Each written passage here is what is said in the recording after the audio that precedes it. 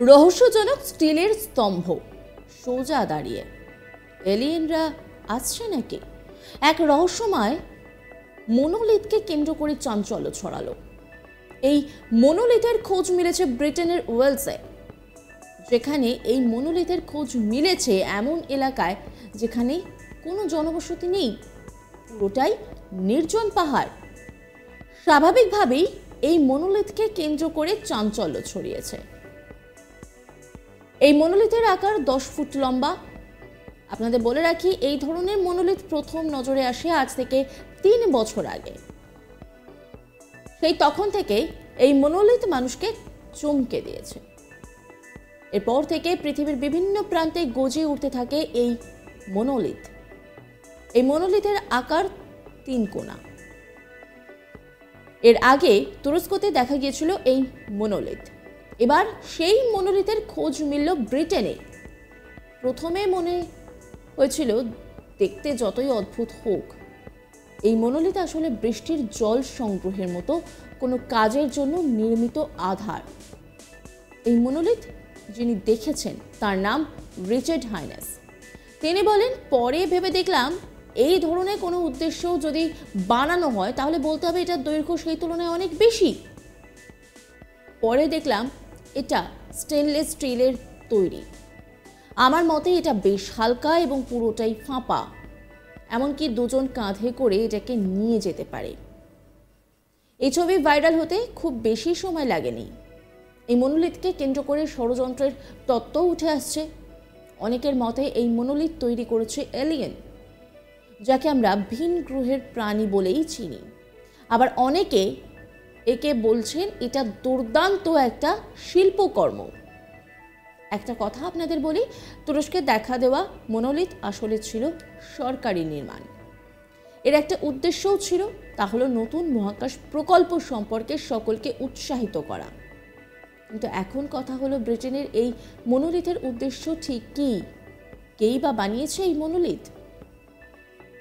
আপনাদের বলি মনোলিথ কি। এটি মূলত ধাতুর তৈরি চকচকে স্তম্ভ, যা হঠাৎ করে দেখা যায় এবং আবার সেটা উধাও হয়ে যায়। কিন্তু এর কোনো সূত্র মেলাতে পারেননি গবেষকরা।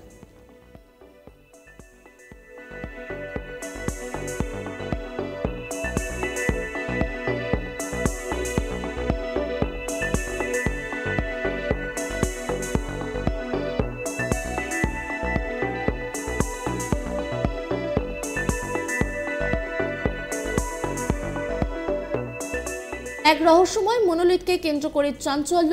এই মনোলিথের খোঁজ মিলেছে ব্রিটেনের ওয়েলসে, যেখানে এই মনোলিথের খোঁজ মিলেছে এমন এলাকা যেখানে কোনো জনবসতি নেই, পুরোটাই নির্জন পাহাড়। স্বাভাবিকভাবেই এই মনোলিথকে কেন্দ্র করে চাঞ্চল্য ছড়িয়েছে। এই মনোলিথের আকার 10 ফুট লম্বা।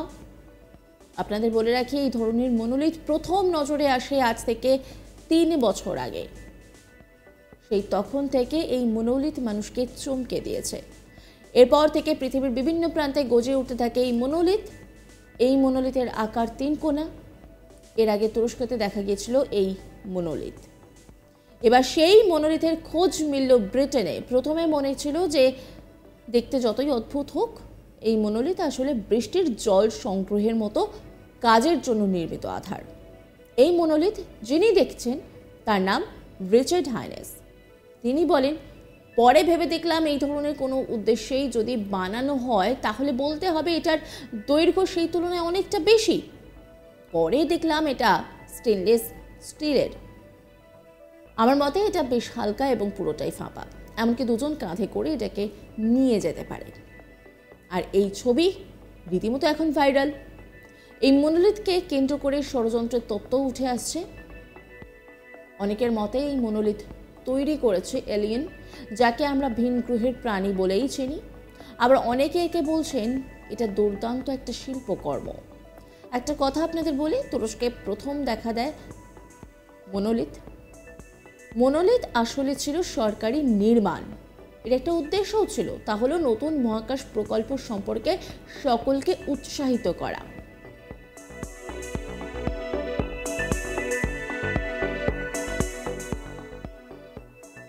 অন্যান্য খবরের আপডেটের জন্য অবশ্যই নজর রাখুন আজ তাক বাংলার ইউটিউব স্ট্রিমিংয়ে।